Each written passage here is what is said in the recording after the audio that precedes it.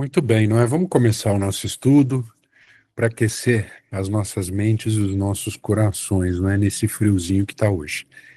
E vamos começar como a gente sempre gosta de fazer, não é? Nos unindo em pensamento e em coração, agradecendo a espiritualidade por mais essa oportunidade de estarmos reunidos em nome de Jesus para mais uma hora de estudo sobre o Evangelho.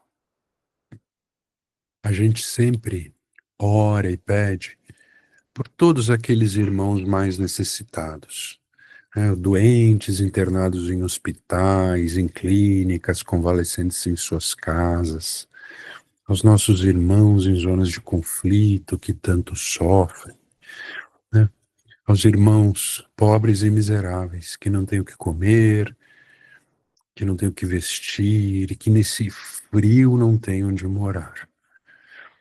E a gente pede, não é, que essa nossa prece e as nossas melhores vibrações sejam levadas pela equipe espiritual e entregues a esses irmãos que tanto necessitam. E assim, oramos a prece que o Mestre do Amor, Jesus, nos ensinou. Pai nosso, que estais nos céus e em toda parte, santificado seja, Senhor, o vosso santo nome. Venha a nós, meu Pai, o vosso reino, que é de amor e de bondade. E seja feita, Senhor, a vossa vontade, e não a nossa, assim na terra como em todos os planos habitados. O pão nosso de cada dia, dai-nos hoje sempre. Perdoa, Pai, as nossas dívidas, os nossos erros e os nossos tropeços, na mesma medida em que vamos aprendendo a perdoar aqueles que erram e que pecam para conosco. Não nos deixeis, Senhor, entregues às tentações.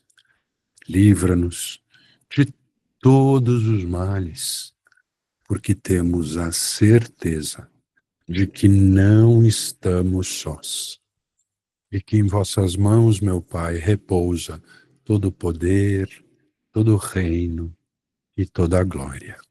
Que assim seja. Muito bem. Então, para que a gente possa se situar, como eu sempre faço nos comecinhos dos nossos estudos, a gente está estudando o livro O Espírito da Verdade, não é? A gente está no item 4. O item 4 é um item que se chama Simpatia e Bondade, não é? E é um texto que nos ensina, né? E nos fala dos benefícios da simpatia e bondade. Esse texto, como todos os textos do livro Espírito de Verdade, ele remete a um capítulo do Evangelho, não é? E nós estamos estudando o capítulo 9 do Evangelho, não é? Que se chama Bem-aventurados aqueles que são brandos e pacíficos. Então a gente vem lendo os textos, não é? E vem conversando sobre eles, e hoje, não é? A gente vai entrar no item número 9, que é a cólera. Se eu não estou enganado, se eu estiver enganado, vocês, por favor, me corrijam, não é? Que, na verdade, esse tema e esse item, ele é o contraponto, não é? À simpatia e à bondade. E é importante que a gente leia essa mensagem do Espírito Protetor. Hoje a Nilza não veio, então eu queria saber quem vai me ajudar e vai ler o texto. Primeiro a gente vai fazer a leitura inteira do texto e depois a gente entra e vai conversando sobre os tópicos que são realmente fundamentais e importantes que a gente entenda. Alguém está morrendo de vontade de me ajudar na leitura? Ô, Alexandre, eu até gostaria, mas eu tô com a garganta meio ruim, cara. Então, É, eu não tem peço, problema, eu Faustino. vou pular. Não tem problema. Se não tivermos ninguém, leio eu, não é? Então tá bom. Então leio eu. Eu vou ler aqui Ô, no meu. Alexandre. Oi, Cláudia. Oi, se você quiser, eu posso ler. Ah, eu quero. Então Eu tá quero. bom. Ótimo, obrigado. Então vamos lá. A cólera, né? Isso. Então vamos lá. O orgulho vos leva a julgar-vos mais do que sois, a não suportardes uma comparação que vos possa rebaixar, a vos considerardes, ao contrário, tão acima dos vossos irmãos, quer em espírito, quer em posição social, que o menor paralelo vos irrita e aborrece. Que acontece então? Entregai-vos à cólera. Procurai a origem desses acessos de demência passageira que vos assemelham ao bruto, fazendo-vos perder o sangue frio e a razão. Procurai e, quase sempre, encontrareis como base o orgulho ferido. Não é o orgulho ferido por uma contradição que vos faz repelir as mais justas observações e rejeitar, encolerizados, os mais sábios conselhos? Até mesmo as impaciências, que se originam de contrariedades, muitas vezes pueris, decorrem da importância que cada um liga à sua personalidade, diante da qual julgais que todos devem curvar-se. Em seu frenesi, o homem colérico se atira a tudo, à natureza bruta, aos objetos inanimados, quebrando-os porque não lhe obedecem. Ah, se nesses momentos ele se pudesse observar a sangue frio, teria medo de si mesmo ou se acharia muito ridículo. Que ele julgue por isso a impressão que deve causar aos outros, mesmo que não fosse pelo respeito que deve a si próprio, deveria esforçar-se por vencer uma tendência que o torna objeto de piedade. Se pensasse que a cólera nada resolve, que lhe altera a saúde, compromete até a vida, reconheceria ser ele próprio a sua primeira vítima. Mas outra consideração, sobretudo, deveria contê-lo, a de que torna infelizes todos os que o cercam.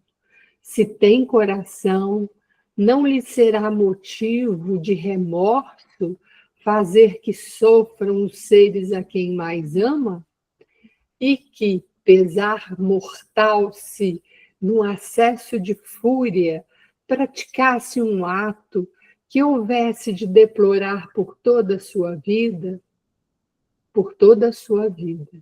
Em suma, a cólera não exclui certas qualidades do coração, mas impede que se faça muito bem e pode levar à prática de muito mal. Isto deve ser suficiente para induzir o homem a esforçar-se por dominá-la. O espírita, ademais, é instigado a isso por outro motivo, o de que a cólera é contrária à caridade e à humildade cristãs. Um espírito protetor, Bordeaux, 1863. Obrigado, Cláudia. Muito bem. Bom, é um tema importante, não é? A gente, né, o espírito protetor, ele começa falando sobre o orgulho, não é mesmo? Porque o orgulho, na maioria dos seus, né, na maioria dos casos, ele é, não é, aquele sentimento que causa a cólera. A cólera, eu fui olhar no dicionário, não é? O significado de cólera, não é? É uma raiva e um ódio descontrolado. É isso que está no dicionário.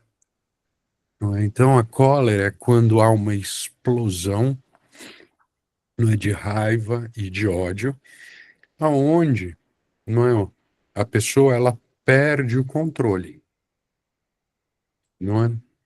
E o que o espírito aqui protetor nos diz é que muitas vezes essa, esse sentimento ele é causado, não é, pela contrariedade daquilo, não é, que o ser humano gostaria que fosse, não é? E aí, não é, a gente acaba, não é, reagindo de forma violenta, de forma descontrolada, não é? E aqui ele dá, né, diversas formas de como isso pode acontecer. Né? Isso pode ir até o limite de se cometer um ato em que vai se arrepender pelo resto da encarnação, até pequenos atos de quebrar coisas, de fazer coisas. Não é? Isso é muito interessante. Eu vou dar um exemplo que eu vivi por muitos anos, né? Uma pessoa na família que ela ia trabalhar, ela ficava muito brava. Eu lembro que tinha um escritório na casa e ela socava o teclado do computador. E eu me lembro que era interessante porque o ambiente todo familiar ficava muito mais pesado quando isso acontecia. Mesmo a pessoa lá no escritório trabalhando, claro, falava um monte de coisas que não devia falar, né, palavras de baixo calão, e dava soco no teclado, e fazia aquela barulheira, não é? E o ambiente ficava bastante difícil, não é? Então, essas são as pequenas coisas, não é? E é muito interessante porque o que acontece normalmente é que a pessoa não se dá, não tem, ela perde, na verdade, a razoabilidade, né? Ela não percebe, não é, as consequências desses estados, né, principalmente do estado colérico, não é? A gente vem conversando desde os nossos estudos lá do livro passado, não é? Pensamento e Vida, e agora com o estudo do Evangelho, não é? Que o que acontece, não é, é que normalmente, não é, nós somos, estou procurando a palavra correta aqui, que está me fugindo a cabeça, mas não é a nossa, as coisas não acontecem conforme a nossa vontade. Bom, a vida é assim, não é? E quando as coisas acontecem, não é, e elas vão contra a nossa vontade ou contra a nossa forma de ver, a gente reage. É natural, não é? Só que a gente pode reagir de várias formas, não é? A gente pode reagir com resignação, com bondade, não é? Com entendimento, não é? Ou a gente pode reagir, não é? Da forma contrária. E o limite dessa forma contrária é a cólera, que é essa raiva, esse sentimento de ódio descontrolado, não é? Vocês lembram quando a gente estudou lá no livro Pensamento e Vida, não é? O que que acontece, não é, quando eu entro em um estado de pensamento, não é? Eu me afinizo, não é? Eu coloco o meu campo vibratório em diferentes níveis. Vocês se lembram do nosso estudo, não é? Então, se acontece algo, né, que vai contra a minha forma de pensar, que vai contra a minha forma de agir, não é? Se eu tento entender, se eu ajo com bondade, com simpatia, não é? O que acontece? Eu elevo o meu campo vibratório, como a gente gosta de dizer, não é? E mesmo sendo um ambiente que vai contrário às minhas vontades e às minhas ideias, eu fico bem, eu fico equilibrado, não é? E eu dou a possibilidade da espiritualidade, que também vibra neste padrão, de poder me auxiliar a passar por esse momento, que provavelmente não seja um momento fácil para que eu possa passar. Quando eu faço o movimento contrário, não é? Que é esse movimento de cólera, né? O que acontece com o meu campo vibratório? Ele abaixa. Então eu entro num movimento de emoções descontroladas, não é? Muitas vezes de raiva, de ódio, de maus pensamentos. E o que que acontece quando eu entro nesse campo vibratório? A gente sempre se associa, não é assim que a gente aprendeu, não é? Àqueles que vibram como nós, aqueles que estão no mesmo campo vibratório. Então, se eu entro num estado como esse, eu permito, não é, que espíritos menos esclarecidos, não é, se sintonizem comigo. Então, o que acontece é que pode ser que sim, obviamente, isso não é uma regra, não é, mas que eu, além de eu entrar num estado assim, eu ainda receba influências de mais sentimentos, não é? De raiva, de ódio, sentimentos coléricos, não é? E isso pode muitas vezes levar, né, o indivíduo a cometer atos que ele vai se arrepender para o resto da vida. Por exemplo, agredir fisicamente a uma outra pessoa, não é? Sem contar nos limites, não é? Porque uma pessoa, né, colérica, descontrolada, é capaz, né, de tudo, não é? Então é fundamental que a gente entenda isso, não é? E lá no fundo, foi como eu comecei hoje o estudo, falando da cólera, né? Ele diz, né, que nós, espíritas, para nós, né, essa cólera, ainda mais nós, a gente que vive, não é? E a gente gosta de dizer que fora da caridade não há salvação, né? A gente que vive falando de Jesus, da sua humildade, não é? Bom, é um sentimento completamente contrário àquilo que a gente estuda e àquilo que a gente tenta praticar, não é? Então, que a gente entenda essas coisas e as consequências dos nossos atos, não é? E o que que isso pode acarretar. Então, antes da gente, né, ficar bravo no trânsito, né, e falar um impropério, fazer alguma coisa, que a gente lembre desses nossos estudos e tente de alguma forma se controlar, não é? Eu acredito muito que, por isso que eu gosto muito dos estudos, eu acho os estudos fundamentais, não é? Porque a gente só consegue agir quando a gente tem conhecimento de causa, não é? Sem conhecimento de causa, a gente não pode fazer. A gente aqui fala sobre as consequências desses atos, não é? Então, nós aqui, como diz, né, o nosso irmão, somos espíritas. A gente lê o Evangelho, a gente estuda a mediunidade, a gente lê as obras de André Luiz, a gente lê muitos livros bacanas. Bom, muito bem, então a gente tem o conhecimento de causa. Isso traz para nós maior responsabilidade também, né? Mas a gente sabe. Então que a gente comece, não é, a fazer um esforço, porque isso é a bendita da transformação moral. Não é? É o momento em que a gente consegue, não é, domar os nossos sentimentos, não é? A gente consegue domar os nossos impulsos, não é? E por que que ele fala muito de orgulho? Bom, Emmanuel já nos disse, é o mal do século, o mal da humanidade é o orgulho, não é? E a gente vê isso pelas guerras, pelos conflitos, por tudo que está acontecendo no planeta, não é? Se o homem fosse menos orgulhoso, não é? E houvesse o entendimento, o perdão, o esforço real de se entender o próximo, obviamente a gente estaria num mundo diferente. Mas isso não existe.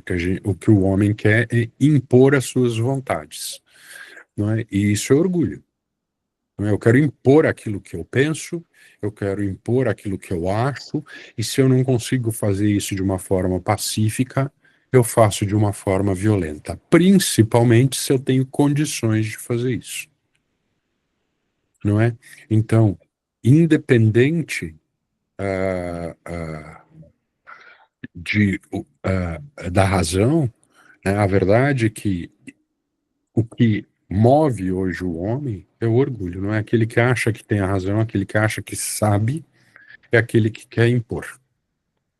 Então, que a gente comece a pensar um pouco nisso, com bastante tranquilidade, com bastante maturidade, que a gente comece a se esforçar para não entrar, não é, nesse tipo de sentimento.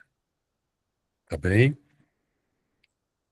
Alguém quer complementar o que eu falei? Senão a gente volta e começa a ler parágrafo por parágrafo. Mas eu acho fundamental esses pontos. Esses pontos são os que me chamaram a atenção no texto.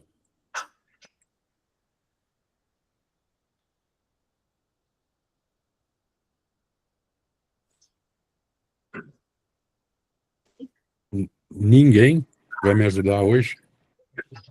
Falou muito.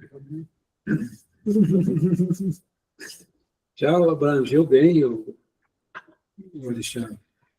Oh, mas é bom ouvir as pessoas conversando comigo. Eu gosto quando todo mundo participa. Fazer Mas também. pergunta, né? Fazer umas perguntinhas. Quem aí já teve cólera? Já ficou encolorizado? Ó, eu já fiquei. E eu faço um esforço danado para não ficar mais. É ruim, Não é? né? Depois dá uma ressaca danada. É muito ruim, gente. Sentimento, assim, óbvio, não foi nada grave, não aconteceu nada. E eu perdi a cabeça com meu filho uma vez, não bati nele, não fiz nada. Nossa, mas assim, depois eu me senti tão mal, né? Me senti tão mal. Então, assim, esse sentimento é um sentimento difícil, né? E é um sentimento em que, né, eu acho que é o seguinte, sempre que a gente perde a razão, né, sempre que a gente perde a noção, não é? É sempre muito grave, não é? E, e todos nós aqui, todos nós encarnados, né? Porque a gente é todo mundo mais ou menos parecido, não é? A gente ainda tem muitos instintos dentro de nós. Né? A gente carrega essas coisas que a gente não consegue controlar. Uma vez eu li um texto, eu não vou me lembrar de quem foi, depois se alguém lembrar me fala, que diz que a verdadeira liberdade é quando a gente consegue negar as nossas vontades. Eu achei isso sensacional. Achei esse texto sensacional. Não me lembro de quem foi, não me lembro aonde eu li, gente. Porque é o seguinte, a gente acha, não é, que liberdade é fazer o que a gente quer. Mas a liberdade efetiva é quando a gente é capaz de controlar os nossos instintos e as nossas vontades. E não fazer o que a gente quer, mesmo tendo condições para isso. Não é? Muito interessante. Não é? Isso é muito interessante. A gente carrega esses instintos conosco. É quando a gente escuta de alguém dizendo assim, eu no trânsito perco a cabeça mesmo. Não é? É assim, é muito fácil a gente dizer, eu no trânsito perco a cabeça mesmo, porque eu fico nervoso e aí eu xingo, assim, bom, muito bem. Né? Não adiantou nada perder a cabeça, não adiantou nada falar palavrão, né? E, na verdade, né, quando a gente expressa, isso é uma coisa interessante, né? Quando a gente expressa com palavras o que a gente está pensando, a gente consegue ver o campo vibratório que a gente está, né? Então, quando a gente solta um belo palavrão, né, a gente consegue, assim, dá para a gente imaginar, não é? Como tá o nosso campo vibratório, como tá a nossa energia, não é? E tem gente que fala, eu falo porque aí eu fico, né, mais leve. Gente do céu, é exatamente o contrário, né? Eu estava lembrando aqui, Uhum, conversando com conversando sobre isso, né, a pessoa que estava orientando a gente, ele falou assim, sabe, a cólera é parecida quando você tem aqueles travesseiros de panha, aí você perde a paciência, estoura o travesseiro, espalha a panha para todo lado, e depois tem que juntar, né? Porque quando você está com raiva, às vezes você fere as pessoas, né, diz coisas que você não queria dizer, e as pessoas ficam magoadas, e depois que você conseguir tirar essa mágoa desses corações, dá um trabalhão danado, né? Porque a gente nunca sabe o tanto que às vezes a gente feriu a outra pessoa com aquilo que a gente falou, né? Uhum. Eu lembro dessa imagem do travesseiro de paina, né? Isso é uma coisa mais antiga, mas você já viu um travesseiro, a gente brincava muito de guerra de travesseiro, né? De vez em quando estourava, e a paina para todo lado, né? Não é de pena?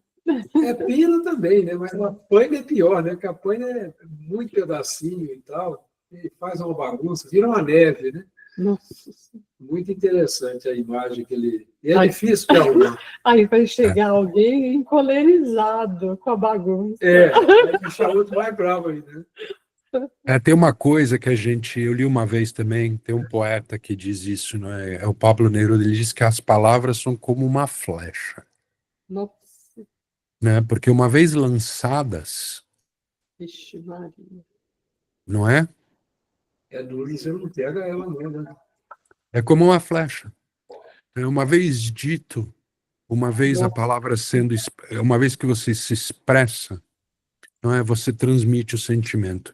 E não tem mais o que fazer, é como uma flecha. Ela já foi lançada. Não é? Então, que a gente, né, Antônio, pense muito, né? A gente tem a mania de falar sem pensar, não é? E depois a gente fala, nossa, falei sem pensar, não é? A gente precisa criar o hábito, não é?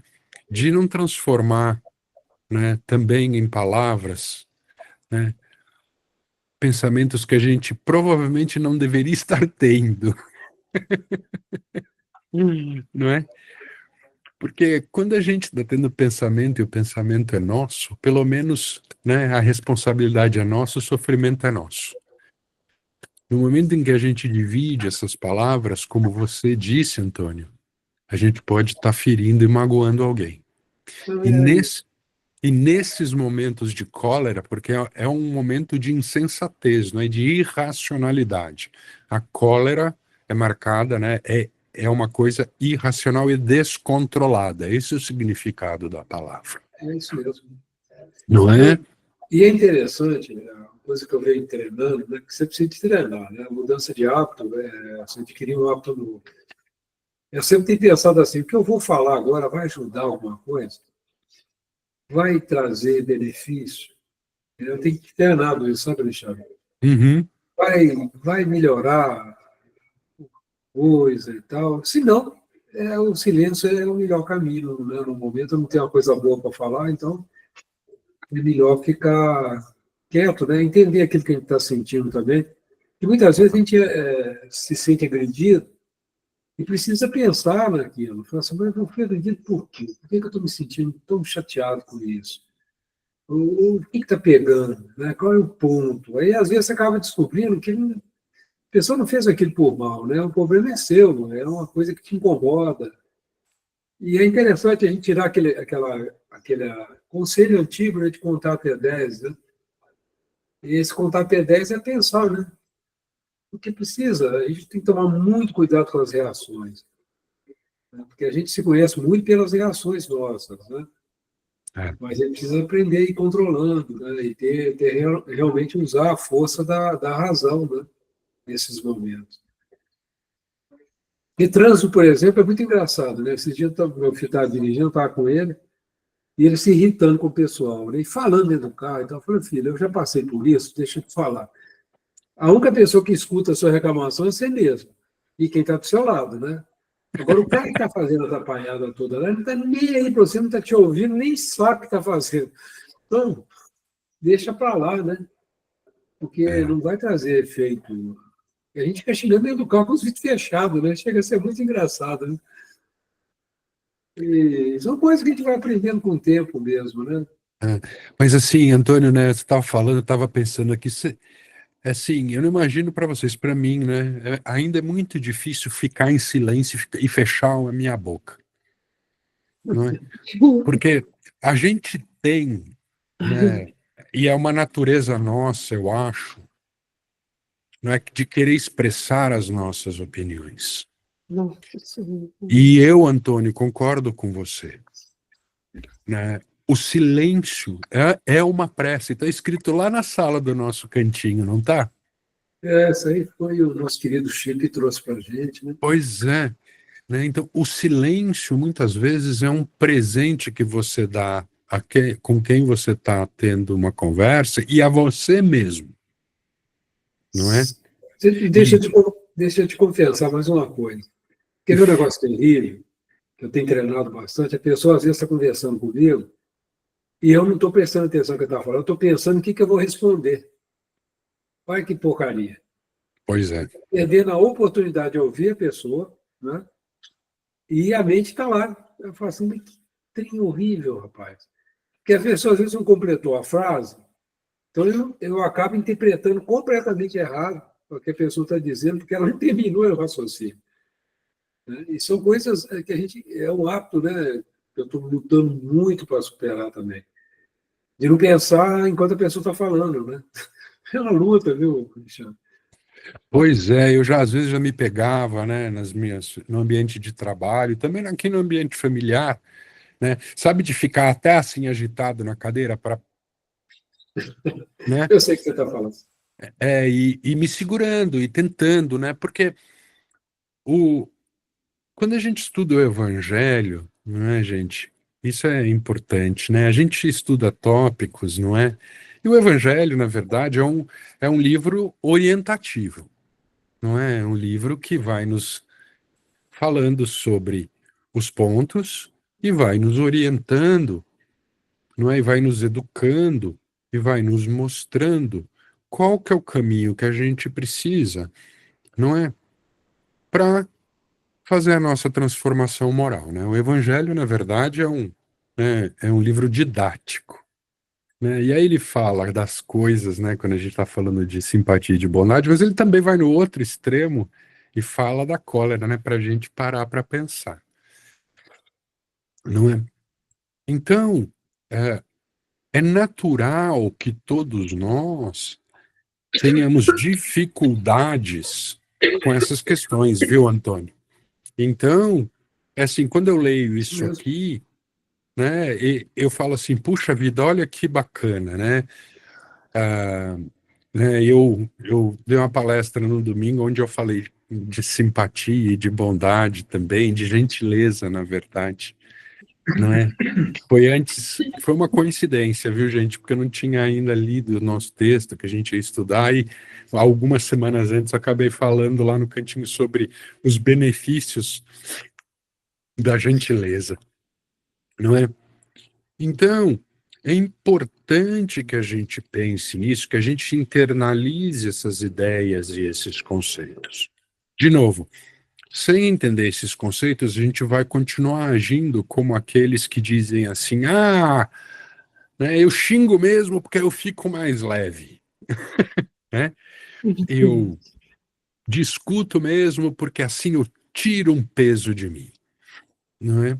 Bom, a gente tem aqui, não é, no Evangelho, as consequências da gente agir dessa forma, o que que pode acontecer, né? Como a gente deveria caminhar, não é? E a gente, né, sabe, né? A gente tem o exemplo, né? A gente sempre fala de Jesus, não é? E eu acho que é o grande exemplo para todos nós, não é? Do que a gente precisa fazer. Nossa, caiu metade do meu evangelho no chão aqui, coitado, ele tá tão velhinho. E para que a gente possa fazer a bendita da transformação moral. Não é então que a gente pare para pensar, pare um pouquinho e reflita sobre as consequências de um estado de descontrole emocional. Não é que a gente pare e reflita sobre os nossos comportamentos em diferentes situações. Não é? E óbvio, não é? Que a gente olhe para a questão do orgulho com bastante seriedade. não é? Porque eu adoro quando eu escuto assim, eu sou um cara simples, eu não ligo para nada, eu não sou um cara orgulhoso, eu não sou uma pessoa orgulhosa, não é? Bom, todos nós no planeta somos, não é? Poucos são aqueles que não são, não é? Então, eu particularmente ainda me sinto incomodado, não é, quando eu sou contrariado.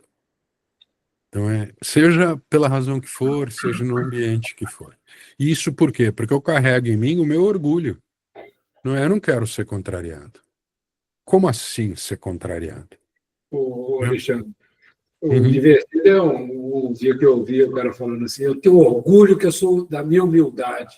Eu falei assim, beleza, né? Falar o quê, né? Pois é, Que pois é. orgulho de ser humilde. Falei, nossa. E eu não acho que é um problema a gente carregar orgulho dentro de nós, porque é parte nossa, ainda é parte nossa. Né? Se a gente efetivamente Você não carrega. sabe, ô, Alexandre, só é muito importante o seguinte, tem uma coisa chamada autoestima, que é muito importante na nossa estrutura emocional, né? E a gente tem que tomar muito cuidado de não confundir isso com orgulho, né? A gente precisa também aprender a se amar, a se estimar, né? Para não criar nenhum sentimento de menos-valia também, que é muito ruim também na estrutura da gente. Mas, assim, eu vejo assim, a questão de você aceitar o outro do jeito que ele pensa, que ele aceita, isso ajuda muito a gente a manter a nossa autoestima sem deixar que os defeitos, né, o orgulho nosso, tome conta. E esse equilíbrio que a gente vai aprendendo com o tempo mesmo, né? Não é um negócio assim que você consegue rapidamente. Porque a gente tem que tomar muito cuidado também, porque tem pessoas que às vezes assim, ela confunde humildade com subserviência, com aceitar tudo. Que tem hora que você tem que dar falar assim, ô fulano, aqui, ó, esse aqui é o limite, né? Não passa dessa fronteira, não, que aqui você já está invadindo um terreno que você não tem o direito de fazê-lo, né? E a gente pode falar isso com calma, a gente pode se posicionar sem precisar realmente assim, ofender a pessoa, mas estabelecer, falar, olha, aqui você já está ultrapassando um pouquinho aquilo que é aceitável, né? Então, são coisas bem delicadas. Nós estamos tocando um ponto aqui bastante delicado, principalmente no relacionamento em família, né? Que algumas pessoas, às vezes, invadem o espaço da outra, não respeitam o espaço da outra. Isso traz muita dificuldade, porque a pessoa vai, muitas vezes, guardando os aborrecimentos, depois explode, né? Aí ainda vai dando combustível para a cólera, né? Então, tem coisas que é muito interessante a gente meditar realmente. Como você falou, esse texto é pequenininho, mas ele é danadinho, né? Tem muita coisa para pensar. O importante, do meu ponto de vista, não é que a gente entenda as consequências sempre dos nossos atos, É, não isso é? mesmo. Então, a gente está aqui fazendo um estudo do Evangelho, não é, sobre simpatia e bondade. E o texto que a gente está lendo, que a gente leu, é sobre a cólera, não é?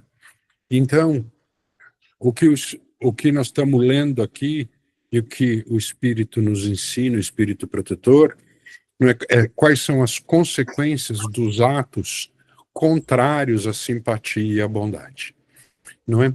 Então, aqui no texto, não é? Eu concordo, Antônio, com aquilo que você disse. Eu acho que a gente, né, obviamente, tem que ter as nossas ideias, tem que ter as nossas posições. Isso é natural, né? Sempre será assim, não é? Mas a gente tem que entender que, independente do que acontecer, independente das nossas opiniões, das nossas posições, nós temos que nos comportar sempre de forma bondosa e de forma simpática. E é possível fazer isso? É possível sim fazer isso. Não é? Se a gente for pegar no limite, a gente pega Jesus sendo crucificado. Em algum lugar está escrito que Jesus se encolerizou, que Jesus ficou com raiva, que Jesus, quando ele foi pregado na cruz, ele se manteve bom, não é? E o que ele fez? Ele disse: Pai, perdoa-os, eles não sabem o que fazem. Não é? Oi, Aide. Pois não. Oi.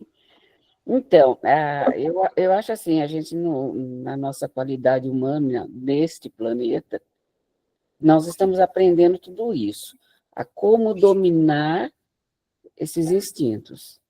Então, da maneira que o Evangelho traz, você começa a pensar e fazer. Mas lembrando que, pelo menos eu acho que foi, não sei, quando Cristo lá pegou os vendedores lá no templo e expulsou todo mundo lá de chicotinho, né? Então, ele também teve o seu momento colérico, que é quando você tem a indignação. E aí você não se segura. Eu já tive muitas vezes, claro, mas ao longo do tempo e com o amadurecimento, a gente vai dominando esse instinto colérico, que só traz mesmo prejuízo, a tristeza e tudo que é o oposto do que a gente deve viver. Mas que acho que não tem ninguém que nunca passou por uma situação, acho que não tem. E aí eu lembro do Cristo lá no templo expulsando os vendedores lá, né? Então, não sei se não foi um momento de cólera dele. O que você acha? Do Cristo? Não há impossível. É assim, a minha opinião, a opinião do Alexandre. Impossível. E como você atribui aquele ato onde ele viu aquilo com indignação e reagiu? A gente pode ver as coisas com indignação e reagir. Isso não significa reagir de uma forma colérica. Porque o que é o colérico, Aide? Mas o que ele fez lá? Não, eu estou falando do Cristo. Não, eu sei o que é colérico, é o que a gente de vez em quando tropeça aí na vida. Está melhorando a cada dia, mas que gente tropeça. Mas o que foi aquela atitude em que ele pegou o chicote e pôs todo mundo para fora?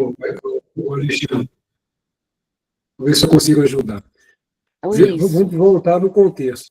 Jesus estava no templo, né? Chama a casa do meu pai. Isso. Né? Um local de orações. Né? Um Isso. local voltado à adoração a Deus. Um local levado das coisas de Deus. A gente tem que separar de indignação. Isso. Jesus foi indignado. Usou a palavra correta. Ele ficou indignado. Isso. E ele tem que lembrar que a presença de Jesus entre nós foi uma presença didática. O que ele quis ensinar a gente? Quando vocês estiverem diante de uma questão como essa, você tem o direito de se indignar. E ele tinha autoridade moral para isso. Por exemplo, se a gente não tiver moral para ter uma atitude como o Cristo, nós não devemos fazer. Porque o que os espíritos respeitam na gente? Quando você está, por exemplo, fazendo a doutrinação. Se você não tiver uma moral reta e tudo, eles sabem disso. Eles nem te dão ouvido. Então, Jesus curava, Jesus ajudava a questões bastante complicadas devido à moral dele. Então, ali deu um exemplo para a gente fazer. Isso aqui é a casa do meu pai, local de oração. Vocês estão transformando isso aqui no comércio.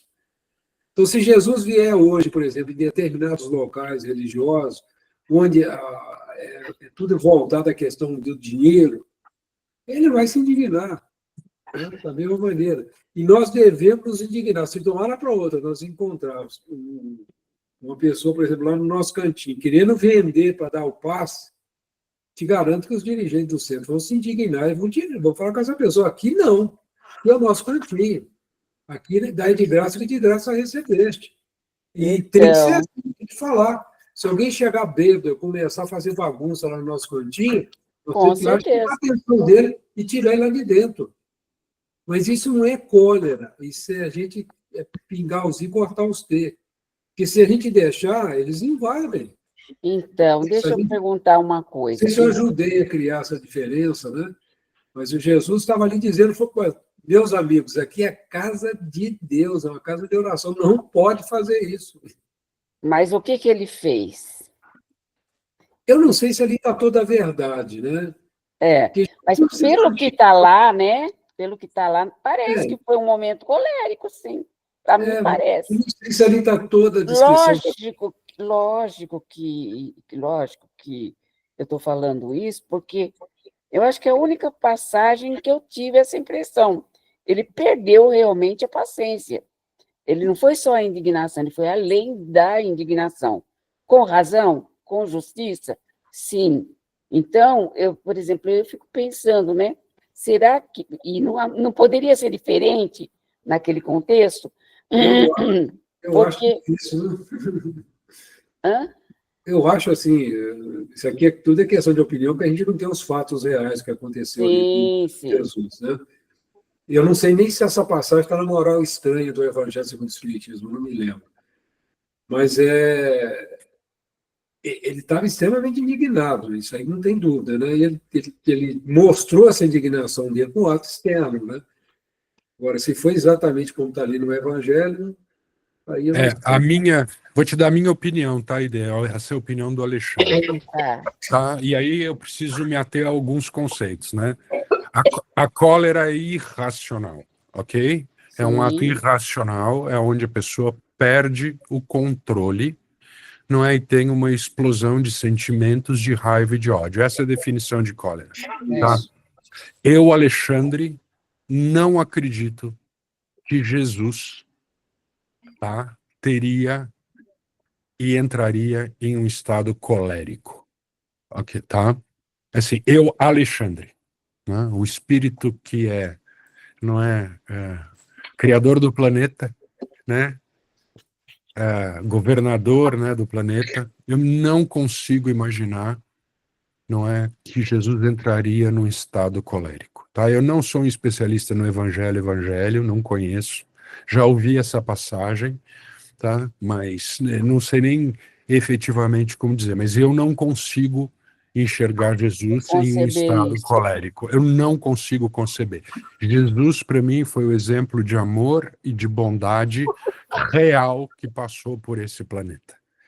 Tá? Eu também vejo dessa maneira. Só então aquela passagem, quando nós falamos, será que teve? Ali eu vislumbro nenhum outro momento, né? Que a gente só vê que era só amor, era só tudo. Mas ele teve o seu momento humano, sim, eu acho. Porque ele falou, mas é muita safadeza, né? Dá uma cacetada nessa cabeça aqui para ver se entra alguma coisa nos eixos. Mas, assim, ainda vamos supor que ele tenha tido a cólera, que tenha sido um momento colérico dele, ainda acredito que, por ser dele, por ser por ele, era ainda também um ensinamento. Entendeu? Ali onde mostrou, olha, precisa energia para esse momento. Também foi por amor. Não se preocupe, o que foi? O Dudu levantou a mão. Dudu, você quer me ajudar? O Faustinho levantou antes, aí, viu, Alexandre? O Faustinho está tentando falar e faz um tempo. Faustinho, quer falar alguma coisa? Ele fechou tudo. Voltou. Não? Tá bom, Dudu? Gente, obrigada. Imagina. A minha câmera está dando problema, eu vou ficar assim por enquanto. Eu acho que o pessoal tentou mostrar aí que seria incompatível com os ensinamentos do Cristo e com tudo que ele viveu, um momento de cólera do Cristo, não é? Por mais que a ideia esteja vendo até mesmo com uma cólera boa, se é que a gente pode pensar nisso, né? Mas não dá. Realmente, para mim, eu estou com os nossos Antônio e Alexandre aí, que não é razoável. Para mim, é muito claro, né, que isso daí foi, de alguma forma, exagerado, né, porque se Jesus não mostrou cólera nem mesmo no momento, né, nos momentos mais difíceis, no momento em que ele foi preso, por exemplo, nada, em nenhum momento Jesus teve qualquer ato de violência, seja violência moral, seja violência física. Então, para mim, não entra na cabeça que isso possa ter ocorrido, né? Não entra na cabeça.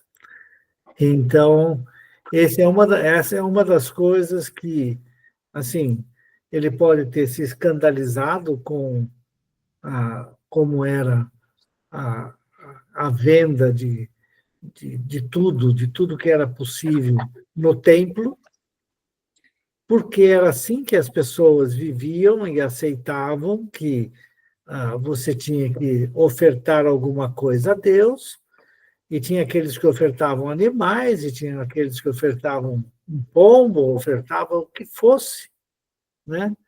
E isso era uma forma de pagamento. Então, eles compravam de um lugar aqui e doavam lá no... Distraindo do evangelho, né? Dado lá.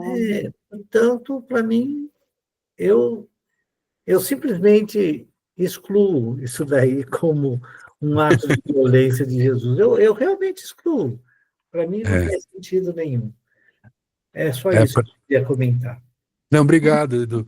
Você sabe que eu me lembro sempre da passagem da crucificação dele, né? Quando ele foi crucificado, né? Que a reação dele foi dizer: Pai, perdoa-os, eles não sabem o que fazem, não é? Então, mas, gente, foi ótima a conversa, porque a gente passou pelos temas, não é? E a gente falou bastante sobre eles. A gente já está no finalzinho. E hoje eu trouxe para vocês um texto que eu gosto muito, que não está aqui, não é? Que eu queria ler para vocês,